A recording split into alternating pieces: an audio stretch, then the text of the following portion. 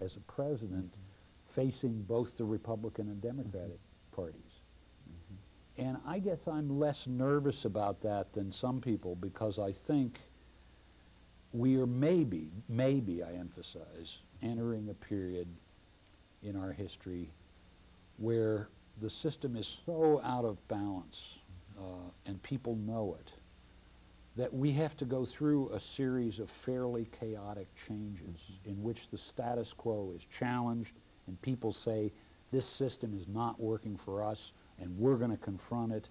And sometimes they'll win and sometimes they'll lose, but people, I mean people everywhere, really mobilize their own political energies and force real change on the system. And I think if that happens, not just Perot, but other efforts, the two parties and the other institutions of government either reform themselves or they maybe break up. And I'm not predicting that happens. None of us know what's going to unfold. But I think you spoke of challenges.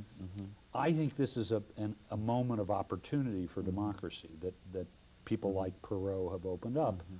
And I think if people want real change in politics, they have to be willing to tolerate a little uncertainty along the way. I was thinking in terms of the history of third parties in this country. I think the last major break that we had that was very catastrophic for the nation had to do with Lincoln's election in 1860. And I think that in a real sense, this Perot... You're right. Right. That's exactly the sort of period. I mean, in the 1850s, as you know, the Whigs and the Democrats could not respond to this great national crisis of slavery. And they found various ways to deflect it and hide from it and paper it over, all of those series of compromises. And finally, they broke up. And the Whig Party, which was one day the majority party, suddenly disappears, and a few years later emerges the Republican Party led by Abraham Lincoln, and that Republican Party governed the country for a half century. The question that raises is, well, we're not facing such a profound divisive issue like slavery.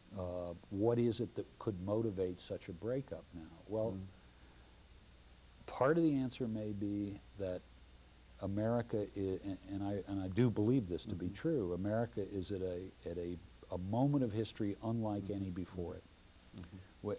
For all our prosperity and success in the world, we are now threatened by the forces of the global economy in a way that not only erodes our prosperity, and millions of people know that they're sort of losing ground because of those economic forces, but secondly, it literally dismantles our sovereignty.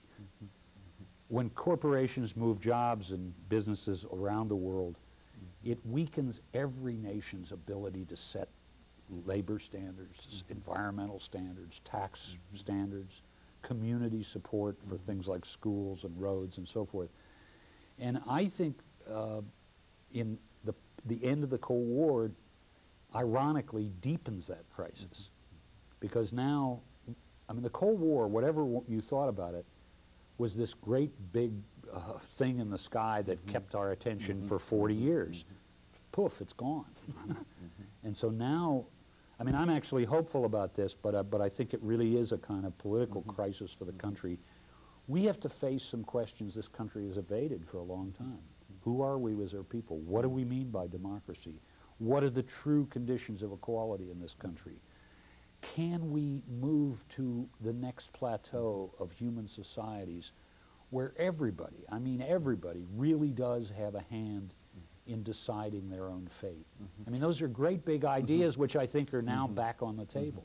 Now, when we talk about failures of institutional failures, we also have to think in terms of the people making up institutions.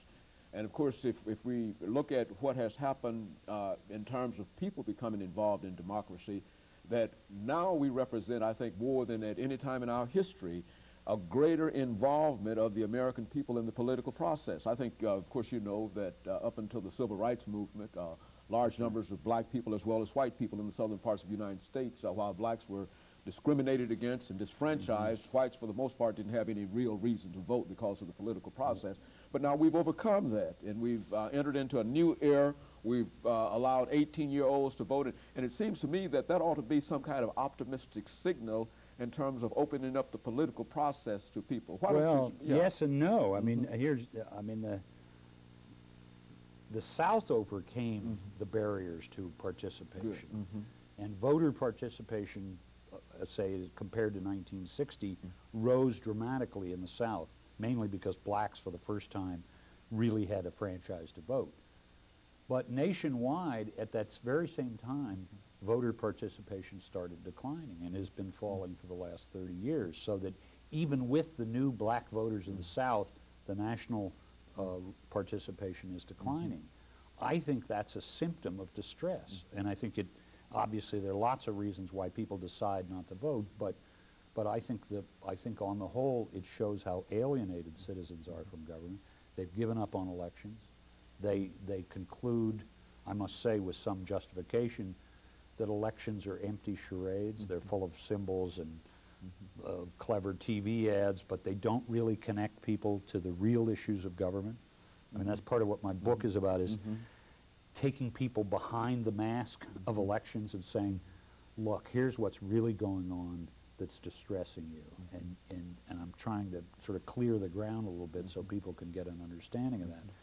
But, you know, you're right. I would add another dimension, which is educational achievement. This country